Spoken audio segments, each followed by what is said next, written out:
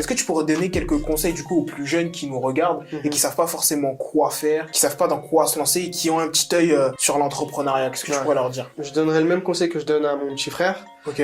C'est en gros, dans un premier temps, prenez une compétence qui vaut cher et travaillez là, tu vois. C'est-à-dire, maîtrise cette compétence et après, en gros, t'en fais ton premier business. C'est vraiment maîtriser une compétence qui vaut de l'argent, tu vois, qui vaut beaucoup. Après, tu peux commencer à essayer d'investir sur d'autres choses. Mais la base, ça va vraiment être tes compétences, tu vois. C'est sur ça que tout va reposer, tu vois. Parce que ça va te permettre d'être soit salarié ou sinon devenir indépendant, tu vois, freelance, etc., consultant. Tu vois, donc pour moi, c'est vraiment la base des bases. Et ensuite, après, tu peux investir dans l'immobilier, qui est une valeur sûre, tu vois, et partout dans le monde. Le prix de l'immobilier cesse d'augmenter partout dans le monde, tu vois, donc c'est une valeur sûre.